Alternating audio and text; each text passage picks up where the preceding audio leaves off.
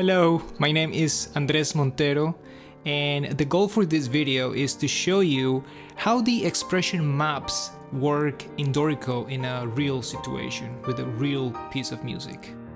I made an arrangement for woodwinds from an excerpt from the Prelude Op.23 No.5 in G minor by Sergei Rachmaninoff. And I programmed the expression maps to work with CineWinds from Cinesamples to test the capabilities of Dorico's playback using third-party sample libraries. So let's take a listen.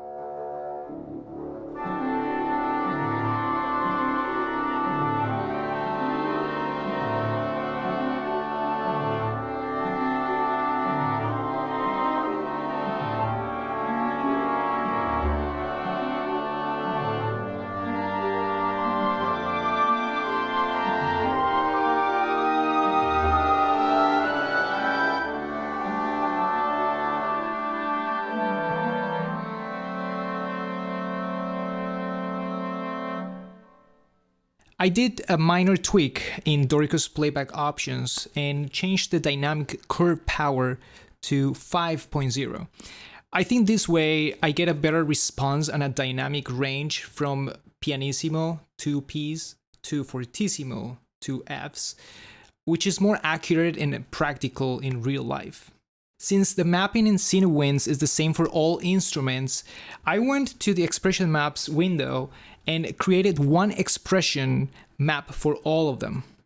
I used the key switch mapping and set all dynamics to be controlled by CC1, by modulation wheel, longs and shorts. I had to make an exception with the contrabassoon to deal with the octave transposition. I created a separate map to be able to transpose all the triggers one octave higher to make the patch work with the notation of this instrument in Dorico. For long and shorts, I used the note length condition, and I set the basic articulations with the proper key switches.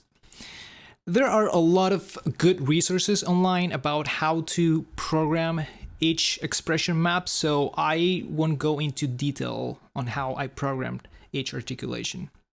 After that, I routed the staves in Dorico to a contact instance where I had loaded my samples.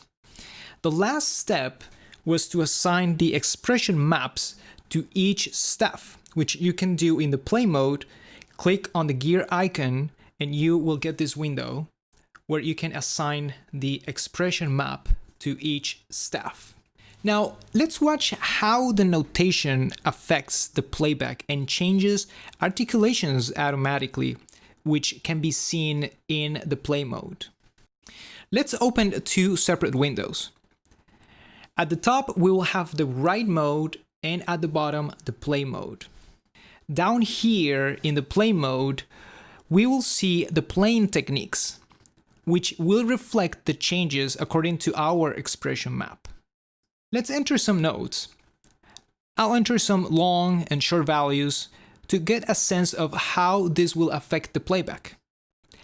After we're done doing note input, let's hit play so we can see how the playing techniques will change. And here we can see the different length conditions acting up for short and long notes. Now let's add some articulations. Now we can see the legato patch is triggered by adding slurs in the score. And finally, let's add some trills. For the second trill, let's change it to be a minor second interval. To use trills with a third-party library, go to the playback options and select Use Samples if possible. Now keep in mind that this might not work with every single sample library, so you just have to check how the sample library has been programmed. And finally, let's add some dynamics. I have CC1 open here to show how the shape will change as I add dynamics to the score.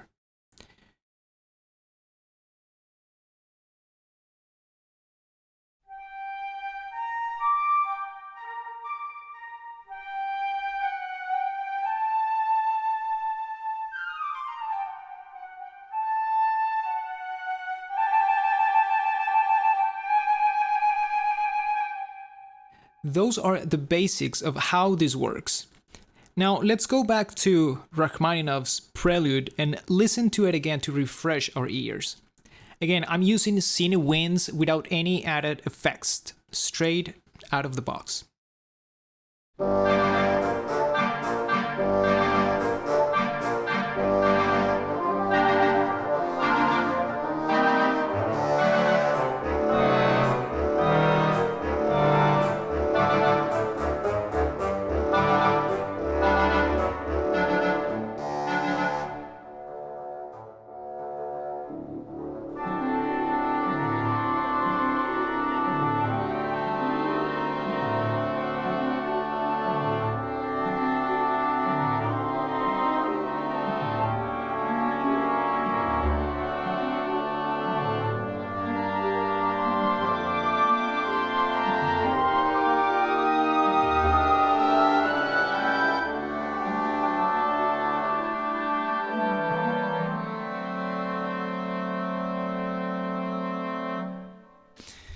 Not bad at all, but I think some dynamics are not playing as I expected, and part of this is because the dynamic range in CineWinds is a little bit limited to use only CC1.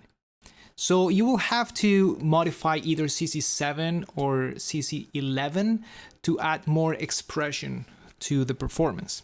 Also, this second part of the piece is usually played with a lot of rubato. So the first thing I want to do is to give some shape to the tempos to create that rubato. In Dorico, this is very easy to do, just like you would do it in a sequencer. And all the multiple tempo changes will be hidden in the score, which I think is great. Secondly, I will shape CC7 to add more expression to some of these phrases. This is something you cannot do in other notation software, which is a great feature in Dorico. However, the process still feels a bit slow and it's not as easy as if I were doing it in a sequencer.